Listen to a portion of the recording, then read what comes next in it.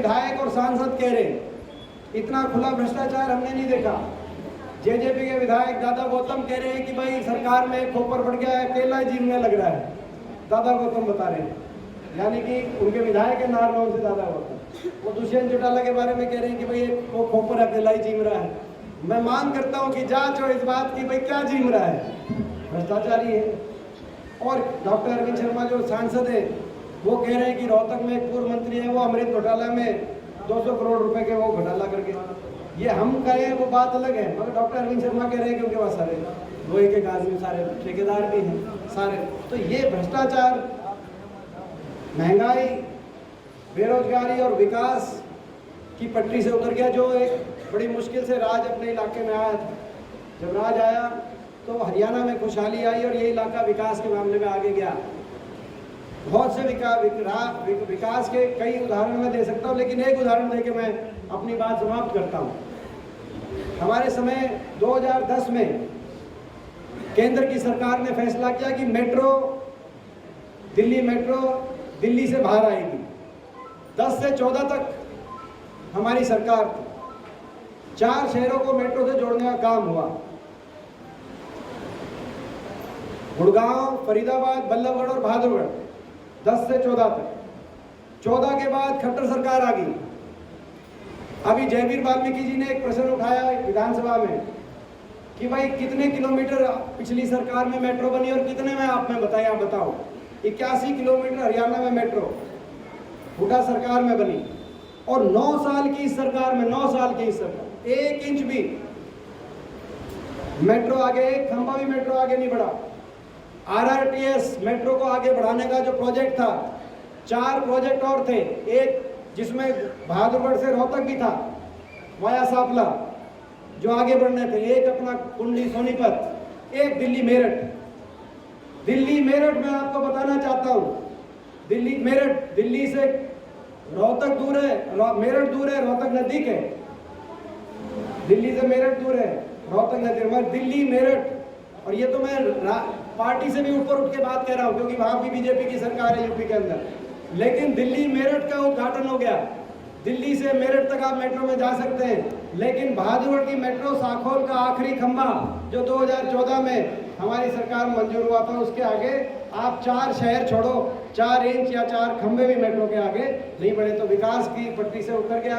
मैं आप सबसे कहना चाहता हूँ, ये मौका है पूरे हरियाणा में, ये छोटी बात नहीं, दिल्ली के 3 तरफ हम, लेकिन बेरोजगारी में नंबर 1। ना तो कहीं बड़ा कोई इंडस्ट्रियल कहीं निवेश हुआ तो फैक्ट्रियां आई, कोई बड़ा इंडस्ट्रियल इन्वेस्टमेंट हुआ हरियाणा के अंदर, ना प्राइवेट के अंदर रोजगार उस रूप में, और ना ही सरकारी रोजगार, क्योंकि सरकारी रोजगार तो आप देख रहे हैं, ये भी संविधान पे हमला है। सरकारी रोजगार समाप्त किए जा रहे हैं। रेलवे, पोर्ट, एयरपोर्ट, पाताल से लेकर आकाश तक सब कुछ बड़े उद्योगपति घरानों के हवाले किया जा रहे हैं। यहाँ तक कि फौज की भर्ती होती थी 5,500 हरियाणा से, केवल अकेले हरियाणा 5,500 पक्की भर्ती हर साल की होती थी। इस साल वो पक्की भर्ती समाप्त हो गई और उसकी जगह अग्निपथ योजना आ गई और 925 बच्चों को अग्निपथ में भर्ती किया है भारतीय फौज ने। उनमें से आपको पता है 700 वापस आ जाएंगे बिना पेंशन के 4 साल के बाद। कहाँ 5,500 पक्की भर्ती होती थी और कहाँ केवल 225 जो है 225 पक्की, वो भी 4 साल के बाद, बाकी वापस आ जाएंगे। कहीं रिश्ता होता है, कोई बात आती है तो पूछना पड़ता है कि भाई, बताते हैं कि फौज में है तो चेक करना पड़ता है भाई कौन सी फौज में है, ये अग्निपथ में 4 साल के बाद गई। तो ये स्थिति हो गई। आज प्राइवेटाइजेशन के साथ नौकरियाँ समाप्त कर दी गई, शिक्षकों की भर्ती नहीं हुई 9 साल से, शिक्षा की बात कर रहे हैं। और हरियाणा में देश में सबसे ज़्यादा बेरोजगारी है, सबसे ज़्यादा बेरोजगारी, सबसे ज़्यादा महंगाई और सबसे ज़्यादा भ्रष्टाचार। इतनी खुली लूट जेजेपी और बीजेपी का समझौता भ्रष्टाचार के आधार पे हो गया।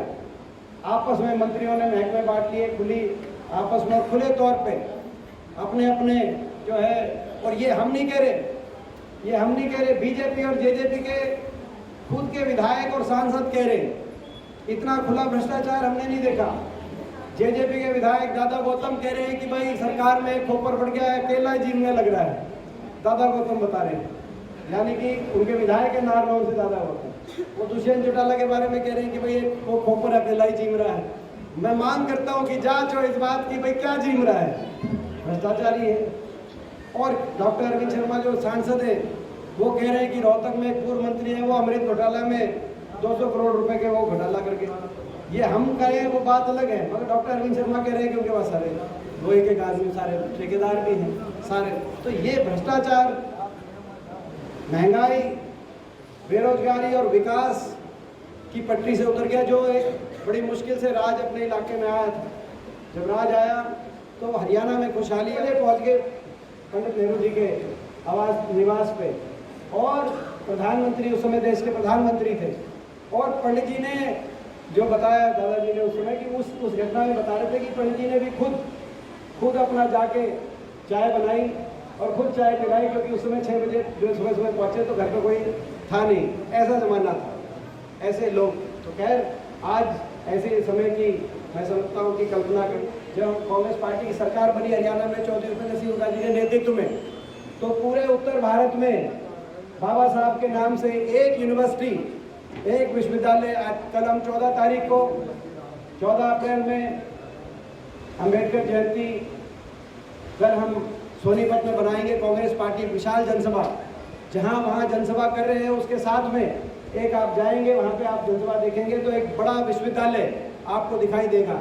मुझे गर्व इस बात का है कि जब हुड्डा साहब के हाथ में कलम आई तो पूरे उत्तर भारत में, हरियाणा में नहीं, हरियाणा में बहुत सी सरकारें रही, बहुत से मुख्यमंत्री रहे, बहुत सी पार्टियां आई गई, संस्था बने, लेकिन किसी ने बाबा साहब के नाम से अगर यूनिवर्सिटी बनाने का अगर कार्य किया तो कांग्रेस पार्टी ने हुड्डा साहब की कलम से वहाँ सोनीपत के अंदर बहुत बड़ा विश्वविद्यालय बना, और उस विश्वविद्यालय के बिल्कुल सामने हम कल अम्बेडकर जयंती पे जो है बाबा साहब की जयंती पे विशाल कार्यक्रम करेंगे, जिसपे आप सबको आमंत्रित करते। और ये बाबा साहब की देन है, उनकी कलम की देन है कि आज भारतीय राष्ट्रीय कांग्रेस जैसी बड़ी राष्ट्रीय पार्टी के अगर प्रेसिडेंट हैं तो हमें गर्व है इस बात का कि हमारी राष्ट्रीय पार्टी के अगर जो है अध्यक्ष हैं तो मल्लिकार्जुन खड़गे जी हैं, जो देश के सबसे ज़्यादा लगातार लोकसभा में जीतने वाले सदस्य हैं, और हरियाणा के अगर हमारे प्रधान हैं तो चौधरी उदयभान जी हैं, और ये कांग्रेस में ही संभव है, बाकी बीजेपी से कुछ और बाकी पार्टियों से कुछ इस तरह की। मैं समझता हूँ गर्व है इस बात का, यही भावना हमारी, मैं समझता हूँ कि इस भावना से बाकी राजनीतिक बात तो आज हम बाबा साहब को याद कर रहे हैं, मगर राजनीतिक बात तो मैं इतना ही करूँगा। बीजेपी की सरकार हरियाणा में 9 साल हो गए, 9 साल पहले सरकार आई, बड़े बहुमत के साथ सरकार बनी, बड़ा लोगों को उस समय लगा कि भाई खट्टर सरकार आई है, हरियाणा आगे जाएगा। मगर आज दुख की बात यह है कि जो हरियाणा विकास में देश में नंबर 1 पे था कांग्रेस की सरकार में, प्रति व्यक्ति आय, प्रति व्यक्ति निवेश, गरीब की कल्याणकारी योजनाओं में देश में नंबर 1 पे हरियाणा जो हुआ करता था, आज वो हरियाणा बेरोजगारी में नंबर 1 पहुंच गया। ये छोटी बात नहीं, दिल्ली के 3 तरफ हम, लेकिन बेरोजगारी में नंबर 1।